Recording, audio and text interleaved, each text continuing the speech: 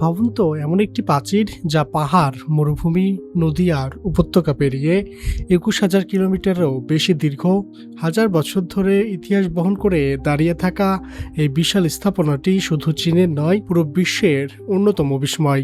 কিন্তু কেন তৈরি করা হয়েছিল এই মহাপ্রাচীর? কিভাবে আধুনিক যন্ত্রপাতি ছাড়া এত বিশাল নির্মাণ কাজ সম্পূর্ণ হয়েছিল?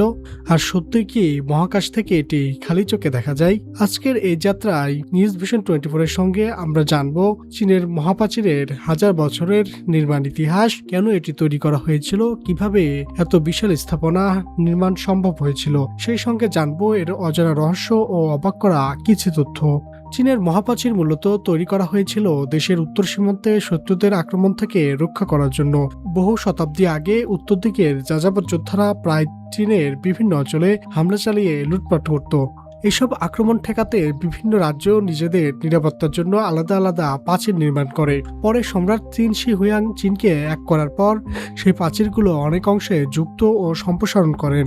এরপর বিভিন্ন রাজবংশ ধীরে ধীরে এটিকে আরও দীর্ঘ ও শক্তিশালী করে তোলে। তবে মহাপ্রাচীরের কাজ শুধু শত্রুদের ঠেকানোই ছিল না, এটি সীমান্ত পাহারা, সৈন্যদের চলাচল, বাণিজ্য পথ নিয়ন্ত্রণ এবং এক স্থান থেকে অন্য স্থানে দ্রুত সংকেত পাঠানোর কাজেও ব্যবহৃত হতো। পাহাড়, মরুভূমি ও দুর্গম অঞ্চলের উপর দিয়ে নির্মিত এই বিশাল স্থাপনাটি তৈরি করতে লাখ লাখ শ্রমিক, সৈন্য বহু বছর ধরে কাজ করেন।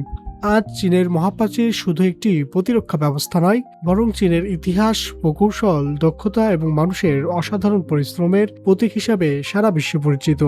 চীনের মহাপ্রাচীর এক সময়ে তৈরি হয়নি, এটি নির্মাণ করতে লেগেছে প্রায় ২,০০০ বছরেরও বেশি সময়। খ্রিস্টপূর্ব ৭ম শতাব্দীতে চীনের বিভিন্ন রাজ্য নিজেদের নিরাপত্তার জন্য আলাদা আলাদা প্রাচীর নির্মাণ শুরু করে। বিশেষ করে মিং রাজবংশ নিজেদের শাসনামলে নতুন অংশ নির্মাণ ও পুরনো অংশ সংস্কার করে।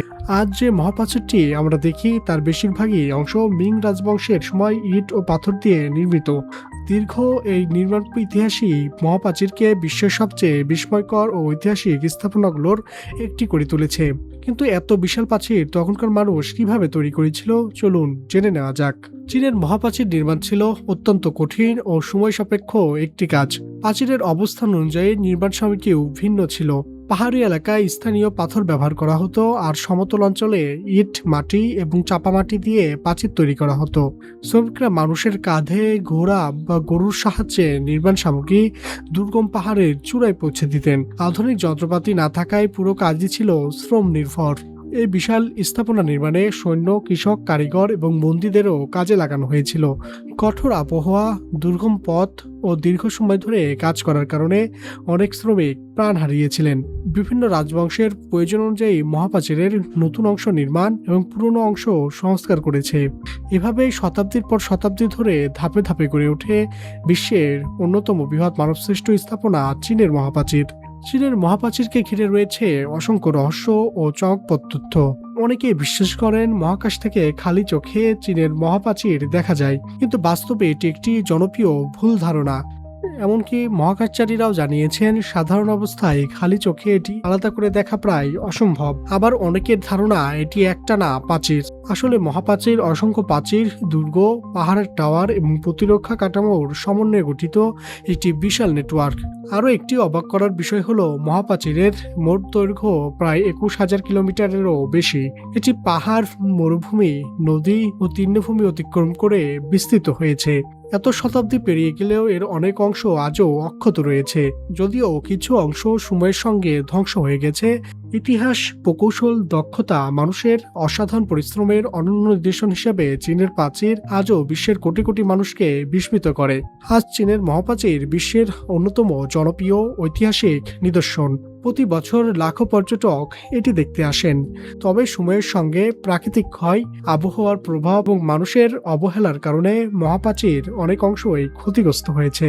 তাই চীন সরকারও এর সংরক্ষণ ও সংস্কারের জন্য নিয়মিত কাজ করে যাচ্ছে, যাতে ভবিষ্যৎ প্রজন্ম প্রজন্মও এই সাধারণ স্থাপনাটি দেখতে পারে। এর ঐতিহাসিক ও সাংস্কৃতিক গুরুত্বের স্বীকৃতি হিসাবে 1987 সালে ইউনেস্কো চীনের মহাপ্রাচীরকে বিশ্ব ঐতিহ্যবাহী স্থানের মর্যাদা প্রদান করে। আজ এটি শুধু চীনের গর্বই নয়, বরং মানব সভ্যতার ইতিহাস, প্রকৌশল দক্ষতা এবং সাংস্কৃতিক ঐতিহ্যের এক অমূল্য প্রতীক হিসাবে সারা বিশ্বে সম্মানিত। চীনের মহাপ্রাচীর শুধু ইট পাথরের একটি দীর্ঘ প্রাচীর নয়, এটি হাজার বছরের ইতিহাস, সাহস, পরিকল্পনা এবং অসাধারণ প্রকৌশল দক্ষতার এক জীবন্ত সাক্ষী। শত্রুদের আক্রমণ থেকে দেশকে রক্ষা করার উদ্দেশ্যে নির্মিত এই স্থাপনাটি আজ বিশ্বের অন্যতম বিস্ময়কর ঐতিহাসিক নিদর্শন। এর প্রতিটি অংশে অতীতের গল্প বহন করে, মানবজাতির সৃজনশীলতা ও কঠোর পরিশ্রমের স্মৃতি তুলে ধরে। হাজার বছর পেরিয়েও চীনের মহাপ্রাচীর আজও প্রমাণ করে, মানুষের ইচ্ছা শক্তি, পরিকল্পনা আর কঠোর পরিশ্রম মিলে অসম্ভবকেও সম্ভব করা যায়।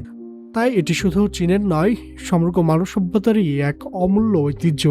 আপনার কি মনে হয়, আধুনিক প্রযুক্তি ছাড়া আজকের দিনে এমন একটি মহাপ্রাচীর তৈরি করা সম্ভব? আপনার মতামত কমেন্টে। আরও তথ্যবহুল ভিডিও পেতে নিউজ ভিশন 24 কে সাবস্ক্রাইব করতে ভুলবেন না।